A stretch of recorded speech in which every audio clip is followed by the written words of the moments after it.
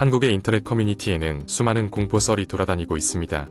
그중 하나를 긴 이야기로 풀어보겠습니다. 어느 한적한 시골 마을에는 오래된 저택이 하나 있었습니다. 그 저택은 많은 미스터리와 공포의 이야기를 간직하고 있었으며 마을 사람들은 해가 지면 그 근처에 얼씬조차 하지 않았습니다. 저택은 그야말로 사람들의 입방아에 자주 오르내렸지만 실제로 그 안에 들어가는 사람은 거의 없었습니다. 저택의 역사는 꽤나 암울했습니다. 19세기 말 이 저택의 건축주는 신비롭게도 가족과 함께 사라졌고 그 이후로 저택은 버려졌습니다. 몇 년이 지난 뒤 마을 주민들은 밤마다 저택에서 이상한 소리와 형체를 목격했지만 두려움에 그 누구도 그곳에 접근하려 하지 않았습니다. 그러던 어느 날 도시에서 온 한 젊은 탐험가 준호가 이 전설을 듣고 저택을 직접 조사해보기로 결심했습니다. 그는 두려움보다는 호기심이 앞섰고 마을 사람들에게 저택의 위치와 그 역사를 물으며 정보를 수집했습니다. 마침내 그는 저택을 촬영하기 위한 장비와 손전등 그리고 도면을 챙겨 깊은 밤에 저택으로 향했습니다. 저택에 도착한 준호는 그 낡고 오래된 고대의 문을 열고 안으로 들어갔습니다. 안은 음산한 분위기로 가득 차 있었고 벽에는 오래된 그림들이 먼지를 뒤집어 쓴 채 걸려 있었습니다. 조심스럽게 집안을 둘러보던 중 준호는 계단에 삐걱거리는 소리를 듣고 깜짝 놀랐습니다. 그 소리는 그가 디딘 적 없는 곳에서 나는 소리였습니다. 준호는 용기를 내어 계단을 올라가 보기로 했습니다.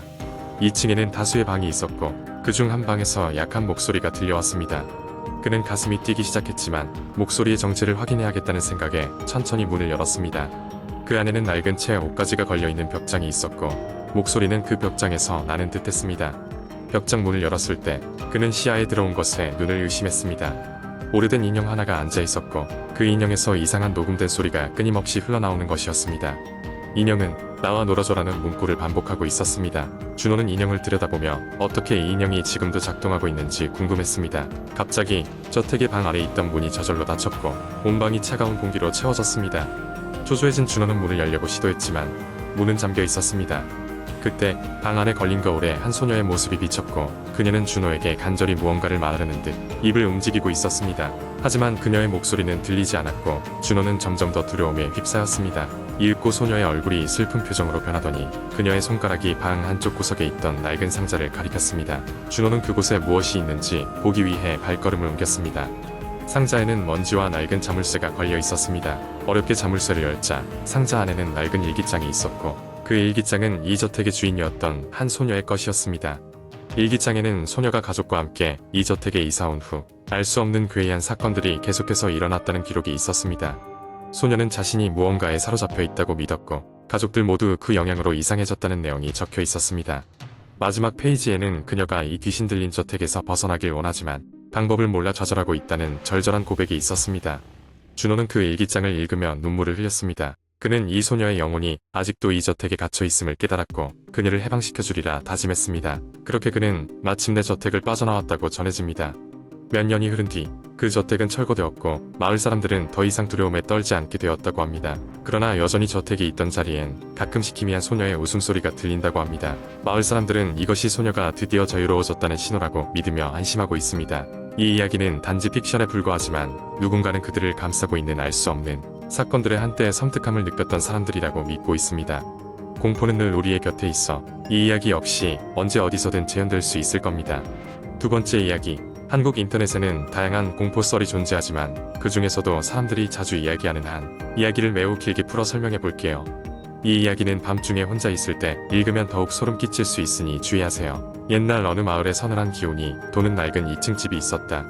마을 사람들은 그 집을 귀신의 집이라 불렀다. 그곳에서 기묘한 일이 자주 일어난다는 소문이 돌았기 때문이다. 밤마다 창문에서 누군가 쳐다보는 것 같다고도 하고 아무도 없는데 발소리와 웃음소리가 들리는 등 오싹한 이야기가 전해져 내려왔다. 이 집은 10년 전까지 한 가족이 살았었다. 그러나 그 가족이 모두 자살했다는 소문이 나면서 그 후로 아무도 그곳에 살지 않았다. 자연스레 사람들의 발길도 끊겼고 집 주변에는 잡초가 무성하게 자라기 시작했다. 누가 봐도 기이한 분위기를 풍기는 그 집은 점점 마을 사람들의 두려움의 대상이 되었다. 하지만 어느 날 도시에서 한 남자가 이 마을로 이사를 오면서 그 집에 들어가 살기로 했다. 그는 유령이나 귀신 같은 것을 믿지 않는 사람이었고 저렴한 가격에 집을 살 수 있다는 점이 매력적이었다. 마을 사람들은 그에게 여러 경고를 했지만 그는 대수롭지 않게 여겼다. 이사를 하고 첫날 밤 남자는 침대에 누워 잠을 청했다. 그러다 새벽 2시쯤 갑자기 찬바람이 불기 시작했다. 창문이 열린 줄 알고 다 들어갔지만 창문은 굳게 닫혀 있었다. 그러나 방 안의 온도는 점점 더 차가워졌다. 이상하게 여긴 그는 그냥 이불을 꽁꽁 싸매고 다시 잠을 청했다. 그런데 그 순간 아래층에서 무언가 끄는 듯한 소리가 들려왔다. 마치 무거운 물체를 끄는 소리 같았다. 남자는 순간적으로 마을 사람들이 했던 경고가 떠올랐지만 이내 마음을 가다듬고 확인하기 위해 아래층으로 내려갔다. 아주 천천히 조심스럽게 계단을 내려가며 불을 켰지만 아래층은 아무도 없었다. 가구도 그대로였고 창문도 잠겨 있었다. 그러나 여전히 이상한 기운의 남자는 잠을 이룰 수 없었고 소리의 정체를 밝히기로 결심했다.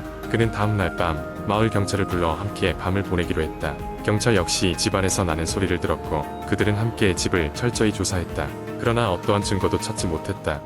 며칠이 지나도 이상한 현상은 계속되었다. 남자도 이제는 점점 지쳐갔다. 그러다 하루는 아침에 아래층 주방에 내려갔을 때 식탁에 놓여있는 낡고 먼지가 쌓인 일기장을 발견했다. 그는 호기심에 일기장을 펼쳐보았고 그 속의 글들을 읽으면서 차츰 얼굴이 창백해졌다. 그 일기장은 이전에 이 집에 살던 가족의 것이었으며 충격적으로도 그들의 마지막 날들이 상세히 적혀 있었다. 가족들은 헤어나올 수 없는 어떤 어두운 기운에 사로잡혔고 결국 서로를 의심하고 두려워하다 비극적인 결말을 맞았다는 내용이었다. 일기장의 마지막 페이지에는 이렇게 적혀 있었다. 그는 여전히 집에 있다. 우리를 쫓아낼 때까지 그는 떠나지 않을 것이다. 남자는 그제야 이 집이 갖고 있는 기이한 기운이 무엇인지 알 것 같았다. 그는 즉시 모든 짐을 싸서 집을 나와 다시는 돌아가지 않기로 결심했다. 마을 사람들은 뒤늦게 그가 남긴 일기장을 발견하고는 다시는 그곳에 가까이 가지 않기로 했다. 그렇게 그 집은 다시 불길한 전설만을 남긴 채 버려진 채로 남게 되었다. 집에서의 경험을 떠올릴 때마다 그는 자신이 만약 그 집을 떠나지 않았다면 어떻게 되었을지 상상조차 하기 싫다고 했다. 그 이야기는 마을에서 세월이 지나도 잊히지 않고 사람들의 입을 통해 계속 전해졌다. 그 후로도 몇몇 사람들이 그 집에 잠깐 출입했으나 비슷한 경험을 하고는 모두 떠났다는 이야기만이 덧붙여졌다. 그리고 지금도 그 낡은 2층 집은 외딴 곳에서 흉흉한 소문만을 지닌 채 서서히 썩어가고 있다. 밤이 되면 집 근처를 지나가는 이들은 으스스한 느낌의 발걸음을 재촉할 뿐이다. 그곳이 정말 귀신의 소행인지 아니면 집 자체에 깃든 무언가 때문인지 정확히 아는 이는 아무도 없다. 다만 그 집에 가까이 가지 않는 것이 안전하다는 사실만이 마을에 오랜 진리로 남아있을 뿐이다. 세 번째 이야기. 한적한 시골 마을에 사는 승규는 어느 날 산속에서 기이한 경험을 했다. 그는 평소와 다름없이 이른 아침 마을 뒷산으로 등산을 나섰다. 자연을 무척 사랑했던 승규는 마을 생활에서 벗어나 자연 속에서 조용히 사색하는 시간을 즐겼다. 하지만 그날은 평소와 달랐다. 산의 중턱쯤 올라갔을 때 승규는 이유를 알 수 없는 오싹한 기운을 느꼈다. 날씨는 간간히 구름이 끼긴 했지만 일기상으로는 맑은 날이었다. 그러나 산속은 깊은 안개로 뒤덮여 있었다. 안개 속에서 길을 잃은 승규는 갑자기 어디선가 이상한 소리를 들었다.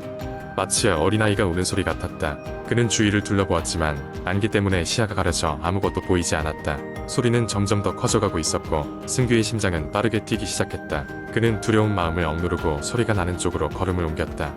소리를 따라 숲속 깊숙이 들어가자 승규는 작고 오래된 초가집 하나를 발견했다. 승규는 집 주위에서 누군가가 화면에서 주시하듯 그 움직임을 따라오는 듯한 기분을 지울 수 없었다. 초가집 문은 반쯤 열려 있었고 안에서는 희미한 불빛이 새어나왔다. 승규는 망설임 끝에 문을 조심스레 밀고 들어갔다.